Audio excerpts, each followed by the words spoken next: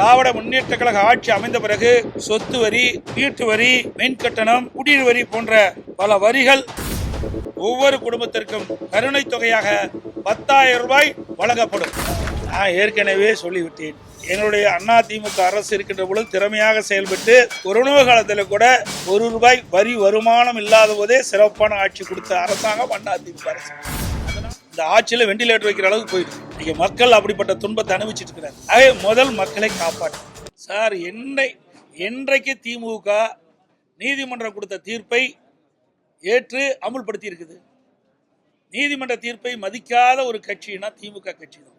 இதே புரட்சி தலைவி அம்மாவுடைய 78வது பிறந்தநாள் விழா நிகழ்ச்சி தலைமை கழகத்திலே எழுச்சியோடு மூத்த தலைமை கழக நிர்வாகிகள் மற்றும் தலைமை கழக நிர்வாகிகள், மாவட்ட கழக செயலாளர்கள், மாண்புமிகு நாடாளுமன்ற உறுப்பினர்கள், மாண்புமிகு சட்டப்பேரவை உறுப்பினர்கள், முன்னாள் நாடாளுமன்ற சட்டமன்ற உறுப்பினர்கள், கழகத்திலே பல்வேறு பொறுப்பில் வைக்கின்ற நிர்வாகிகள், பொதுமக்கள் திரளாக தலைமை கழகத்திலே கூடி எங்களுடைய இதயம் புரட்சி தலைவி அம்மா அவர்களுக்கு மலர் மாலை அணிவித்து மலர் தூவி இன்றைக்கு பிறந்த விழாவை எழுச்சியோடு நாங்கள் கொண்டாடி இருக்கிறோம். இன்றைக்கு நடைபெறுகின்ற சட்டமன்ற பொது தேர்தலை ஒட்டி ஏற்கனவே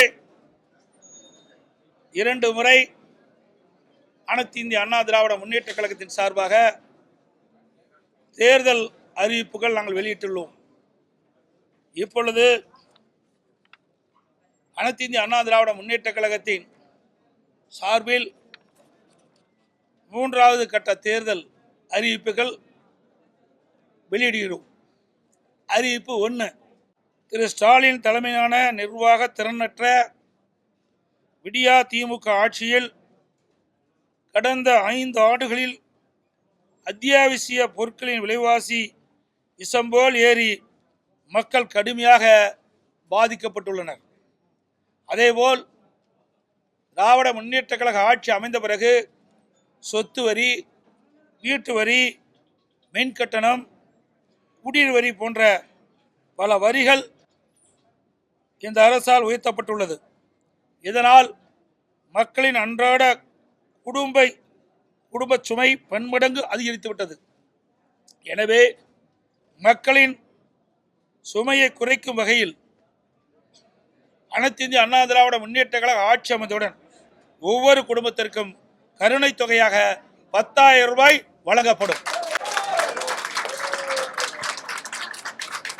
அறிவிப்பு 2.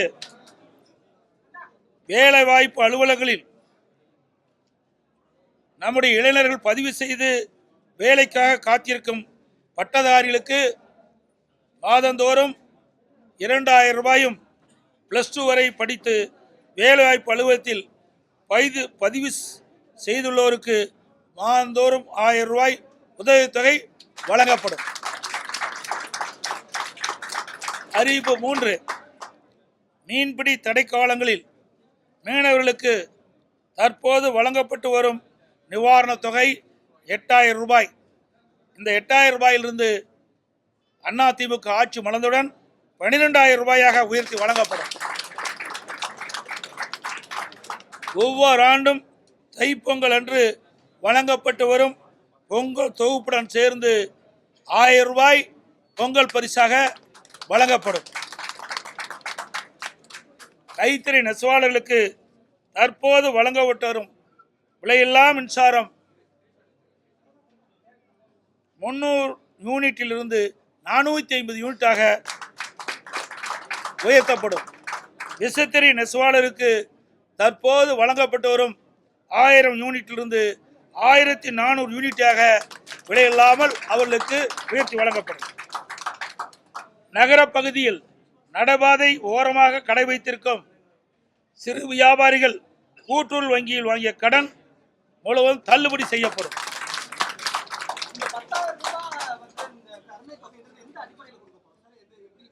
சொல்லதே கருணை தானே, எந்த அடிப்படையில்? கருணை அடிப்படையில் தான் கொடுக்குறோம். அதுதான் அந்த வாக்கியமே. ஆமா, அனைத்து குடும்பத்தான போட்டுக்கிறோம். குடும்பத்திற்கு வழங்கப்படும் தான் கொடுத்துருக்கிறோம். ஒரு முறைதான் வழங்கப்படும். இது வந்து ஒரு பெரிய கேள்வி. ஏற்கனவே நிதி சுமை அதிகமா இருக்கு, 10 லட்சம் கோடி ஆல்ரெடி கடன் சொல்லி நம்ம விமர்சிச்சிருக்கோம். இந்த மாதிரி நீங்க அறிவிச்சிருக்கக்கூடிய திட்டங்கள்லாம் இன்னும் நிதி சுமை அதிகரிக்க போதும், அதை எப்படி சமாளிக்க? நான் ஏற்கனவே சொல்லிவிட்டேன். எங்களுடைய அதிமுக அரசு இருக்கின்ற பொழுது திறமையாக செயல்பட்டு கொரோனா காலத்தில் கூட ₹1 வரி வருமானம் இல்லாத போதே சிறப்பான ஆட்சி கொடுத்த அரசாங்கம் அதிமுக அரசு. அதனால் வருவாயை பெருக்கி நாங்கள் அறிவிக்கப்பட்ட நலத்திட்ட உதவிகள் முழுமையாக வழங்கப்படும்.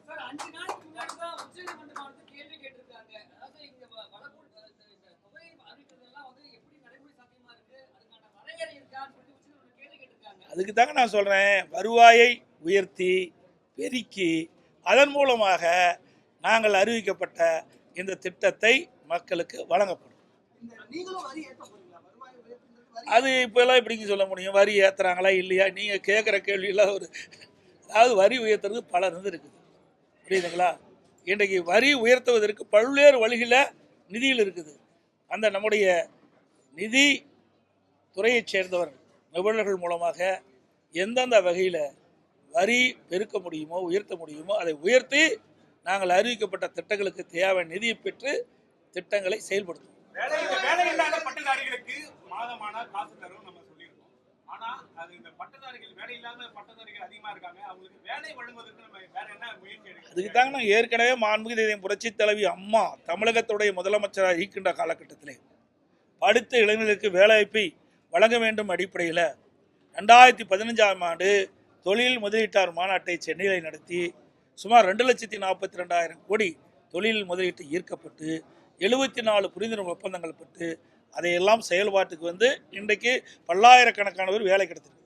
அதே வழியில் வந்து மாண்பு அம்மாவுடைய அரசு 2019 ஜனவரி மாதம் சென்னையில் தொழில் முதலீட்டு மாநாட்டை நடத்தி 3,05,000 கோடி தொழில் முதலீட்டு ஈர்க்கப்பட்டு 304 புரிந்துணர்வு ஒப்பந்தங்கள் போடப்பட்டு அதன் மூலமாக தொழிற்சாலைகள்லாம் பயன்பாட்டுக்கு வந்து பல்லாயிரக்கான இளைஞர்களுக்கு வேலைவாய்ப்பு கிடைக்கும். அதே குறிக்கோளோடு அதே வழியில் மாண்பு அம்மாவுடைய அரசு வந்த பிறகு புதிய தொழிற்சாலைகள் தமிழகத்திலே நிறுவப்பட்டு அதுக்கு தேவை நடவடிக்கை எடுக்கப்பட்டு அதன் மூலமாக பல்லாயிரக்கணக்கான இளைஞர்களுக்கு வேலைவாய்ப்பை உருவாக்கி தருவோம். அதுவரை படித்து பட்டம் பெற்ற இளைஞர்கள் அவர்கள் மன உளைச்சல் இருக்கிறாங்க. அதற்காக இந்த தொகையை நாங்கள் முதல் கட்டமாக வழங்குவோம்.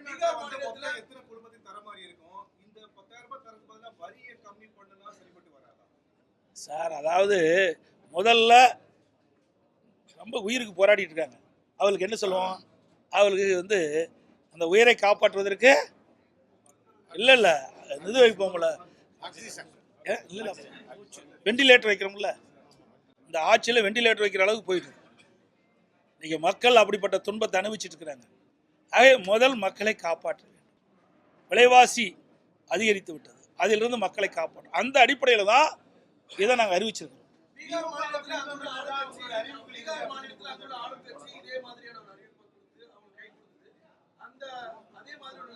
நீங்களே கேள்வி கேட்டீங்க, நீங்களே பதிலும் சொல்லிட்டீங்க. இரண்டும் நீங்களே சொல்லிட்டீங்களே.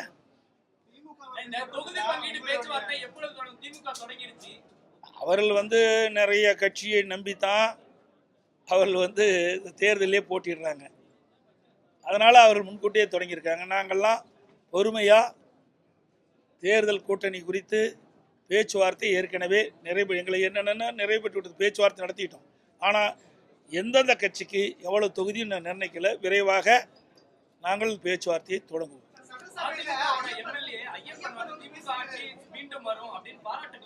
அவர் யாரோட இருக்கிறான்னு முதல் தெரிஞ்சுக்கிட்டீங்களா? ஏங்க எல்லாம் ஆட்சியும் முடிய போகுது, அவர் மேலே நடவடிக்கை எடுத்து என்ன பண்ணுறது, என்ன பயன்? ஆக அவர் யாரோடு இருந்தார் உங்களுக்கு நன்றாக தெரியும். அவர் யாரோடு சேர்ந்திருக்காருன்னு உங்களுக்கு தெரியும். யாருக்கு ஆதரவாக செயல்பட்டுருக்கான்னு தெரியும். இதையெல்லாம் தெரிஞ்சுக்கிட்டு இந்த கேள்வி எங்க நடித்த கேட்குறீங்களா?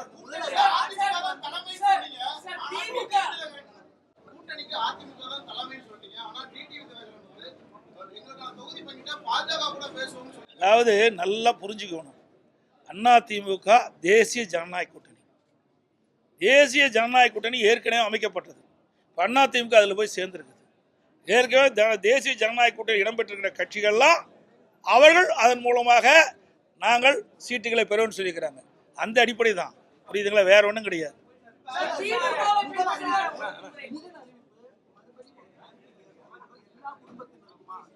எது சார்? நான் தான் திருப்பி அதாவது எல்லா குடும்ப அதை பாரு, குடும்ப இதிலே தெளிவாக பாருங்க.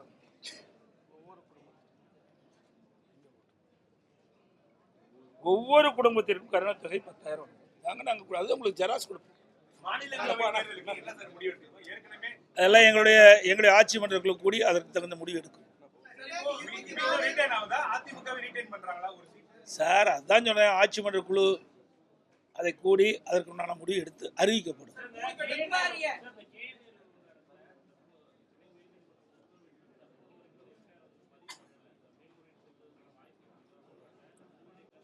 சார், என்றைக்கு திமுக நீதிமன்றம் கொடுத்த தீர்ப்பை ஏற்று அமுல்படுத்தி இருக்குது? நீதிமன்ற தீர்ப்பை மதிக்காத ஒரு கட்சினா திமுக கட்சி தான். இன்றைக்கு திரு நேரு அவர்கள் மீது இடி ஆதாரத்தோடு குற்றச்சாட்டுகளை அங்கே இருக்கின்ற மாநிலத்தில் இருக்கின்ற தலைமை காவல் துறை அதிகாரிக்கு அனுப்பிட்டிருக்காங்க. 3 முறை அவள் அறிக்கை அனுப்பப்பட்டதாக தகவல் செய்திகள். அதன் அடிப்படையில் நடவடிக்கை எடுக்காத காரணத்தில் தான் அனைத்து இந்திய அண்ணா திராவிட முன்னேற்ற கழகத்தின் சார்பாக நாங்கள் உயர்நீதிமன்றத்தில் வழக்கு தொடர்ந்தோம். அந்த அடிப்படையில் நீதிமன்றம் விசாரிக்கப்பட்டு இடி தாக்கல் செய்த அந்த அறிக்கையின்படி அதில் என்னென்ன விவரங்கள் இருக்குதோ அதையெல்லாம் உள்ளடக்கித்தான் நீதிமன்றம் ஒரு தீர்ப்பை வழங்கியிருக்கிறது. அந்த தீர்ப்பை மதித்து இந்த அரசு செயல்பட வேண்டும் என்பதுதான் எங்களுடைய கோரிக்கை. செயல்படும் என்று நாம் எதிர்பார்க்கிறோம். ஏனால் இதுவரை திராவிட முன்னேற்ற கழகத்துக்கு எதிராக வந்த எந்த தீர்ப்பையுமே இவர்கள் மதித்ததே கிடையாது. இதுவரை டிஜிபி, நிரந்தர டிஜிபி, சட்ட ஒழுங்கு நிரந்தர டிஜிபி நியமிச்சிருக்காங்களா? நீதிமன்றம் வச்சு, உயர்நீதிமன்றம், உச்ச நீதிமன்றம் போய் வந்த பிறகு கூட இந்த அரசாங்கம் நீதிமன்றத்தினுடைய உத்தரவை மதிக்காமல், தீர்ப்பை மதிக்காமல் இருக்கின்ற ஒரே அரசாங்கம் திராவிட முன்னேற்ற கழக அரசாங்கம். அனைத்து ஊடகங்களுக்கும் நன்றி, வணக்கம்.